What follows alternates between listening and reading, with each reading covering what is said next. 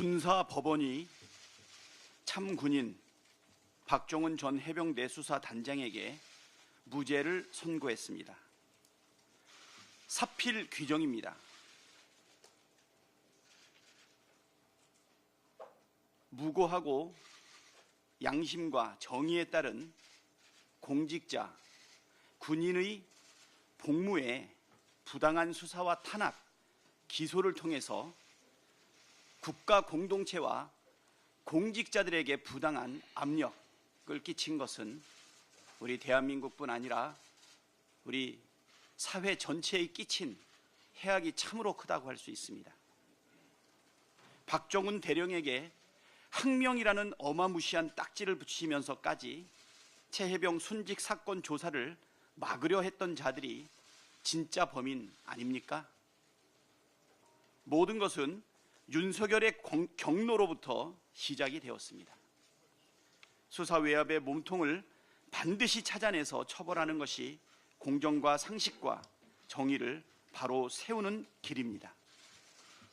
박정훈 대령에게 부당한 수사와 탄압 그리고 기소했던 부분에 대해서 이거는 국가의 정의를 바로 세우기 위해서라도 반드시 이 부분에 대해서 묵과하지 말고 처벌해야 된다라고 생각합니다.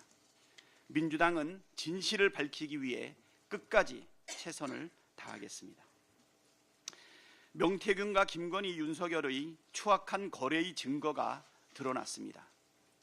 지난 대선 당시 명태균 씨가 3억 7천만 원 상당의 여론조사를 윤석열과 김건희에게 무상으로 제공하고 그 대가로 김영선의 공천을 받았다는 의혹을 뒷받침하는 증거가 나왔습니다. 유스타파가 입수해 보도한 창원지검 수사 보고서에 따르면 명태균 씨는 비공표 여론조사 보고서를 텔레그램 메신저로 윤석열에게 1대1로 전달했고 윤석열은 확인 메시지를 보냈습니다.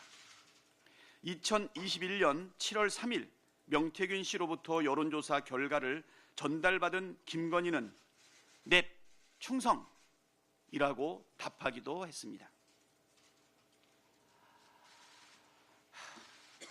윤석열은 해당 수사 보고서가 나오고 3일 뒤인 지난해 11월 7일 기자회견에서 명태균 여론조사와 자신은 관련이 없다고 새빨간 거짓말을 늘어놓았습니다.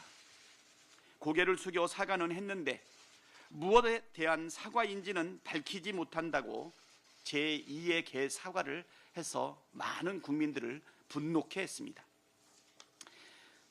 그리고는 특검이 위헌이라며 김건희 특검을 거부한다고 밝혔습니다.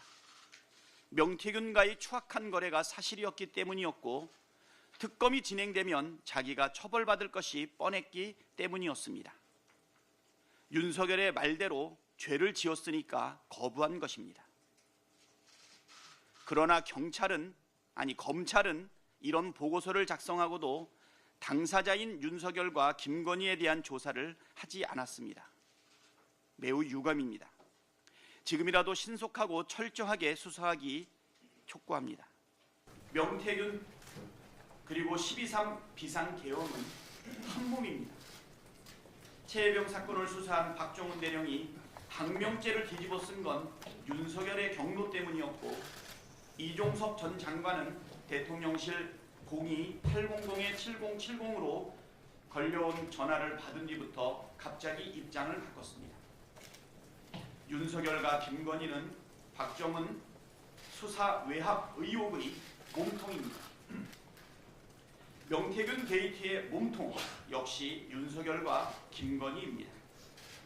명태균은 자신이 구속되면 한 달 안에 정권이 무너질 것이라고 말했습니다.